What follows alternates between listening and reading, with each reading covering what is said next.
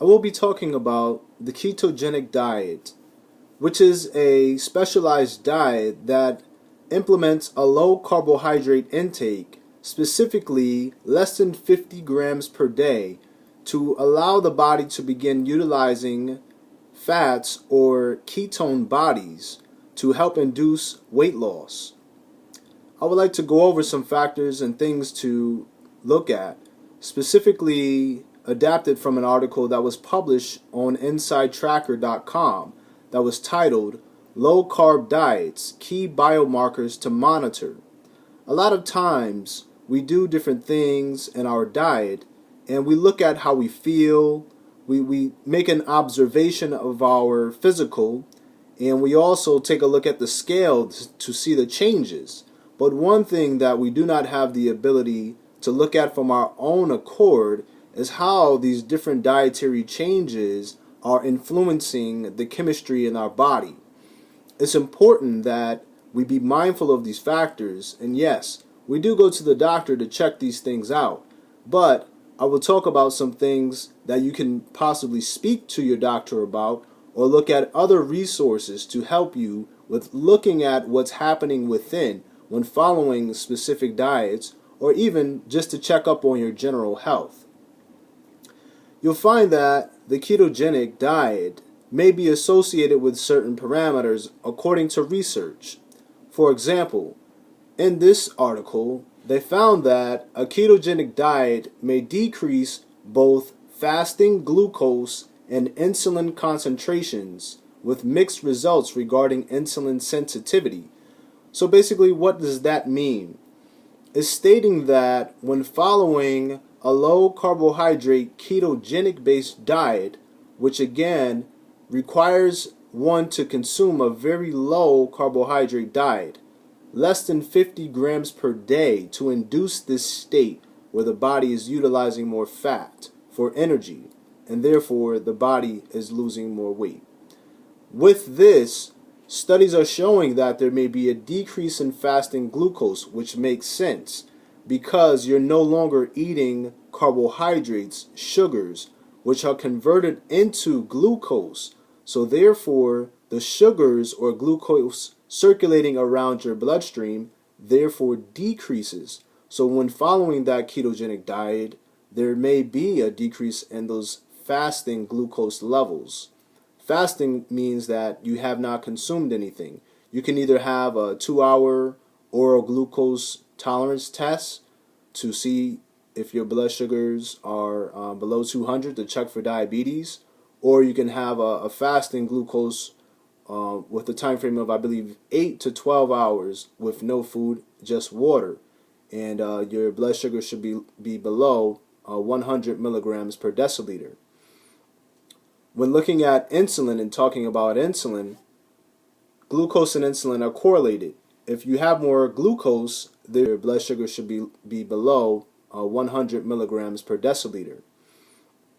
When looking at insulin and talking about insulin, glucose and insulin are correlated. If you have more glucose, I apologize for the lapse in video.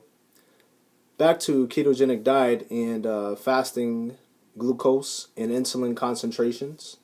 Overall, basically, what this article was showing was that in a study published by Noakes et al. 2006, there was a reported decrease in fasting glucose and insulin levels when they randomly assigned 83 subjects to one of 3 isocaloric weight loss diets for 8 weeks, followed by 4 weeks on the same diet and energy balance. The diets were very low fat, which consisted of 70% carbohydrate, 10% fat, 20% protein, and the fat was 3% saturated fat, because we know there's different kinds of fats. Saturated fats are associated with more risk, like heart disease and things of that nature. The other diet was a high unsaturated fat diet with 50% carbohydrate, 30% fat, 20% protein, and 6% saturated fat. These are percentages and not grams, to be mindful. Very low carbohydrate, which was 4% carbohydrate, 61% fat, 35% protein, 20% saturated fat. Overall, in this study, what they found was with weight loss, there was a 2% decrease in the glucose level, which demonstrates that there is a potential improvement in blood glucose management. That can come to play with fat and weight gain, the fat circulating the tissues of the body and potentially causing more insulin resistance, so the body is not able to respond to sugars that are coming into the bloodstream.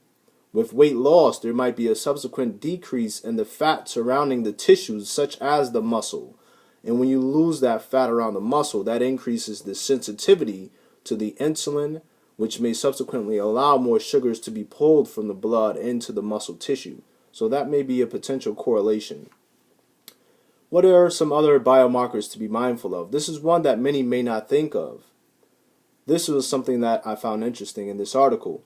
And they stated that a ketogenic diet, testosterone levels were also demonstrated to decrease in a study where they used a low carbohydrate diet in those who had polycystic ovarian disease. And they found that subjects who consumed 20 grams of carbohydrate per day, they all lost about 12.1% of their body weight over the course of 24 weeks following a 20-gram carbohydrate diet. However, they found that those individuals had a mean percent change in free testosterone by 30% decrease over the course of 24 weeks following a 20-gram carbohydrate diet in women with polycystic ovarian disease. Also, the last thing to be very mindful of, not to say that it's a guarantee, but a correlation or a potential, is an elevation in cortisol. Cortisol is associated with metabolic disease, which is a condition that is associated with elevated cholesterol, blood pressure, and high blood sugars as well. All of those conditions combined can, of course, lead to more morbidity. Long-term elevation of cortisol is associated with morbidity because of that association with the development of chronic diseases such as diabetes, heart disease, and cancer. Cortisol plays an important role in the metabolism of carbohydrates, fats, and protein. However, when elevated for long periods of time due to stress, other conditions, and this potential association with the ketogenic diet can lead to detrimental effects on health. The only way you can know the effects of what the ketogenic diet is doing to that particular lab value is by having it checked. Inside Tracker is an excellent resource to potentially use so that you can keep track of those parameters which may be detrimental to health. They have a very good program where you can have other labs checked, and it will tell you specifically things to eat that may help to improve lab values greater than that of your cortisol level. Cortisol, testosterone, cholesterol, things of that nature. Even your iron levels to help with supporting your maximal function of activity if you're an athlete. You can save 10% on your order through InsideTracker.com by utilizing code JLucas10. Thank you for listening to my video. You can follow me on Instagram at JLucasNutrition, Twitter at JLucasNutrition. Also, you can join my support group on meallogger.com if you're looking for diet tips and want to get direct feedback on what you're currently eating by uploading pictures to your cell phone. You can also order products, nutritional services, and supplements on my website at mkt.com/JLucasNutrition. Thank you for listening. Make the right nutrition choices today to influence your health for tomorrow. Thank you.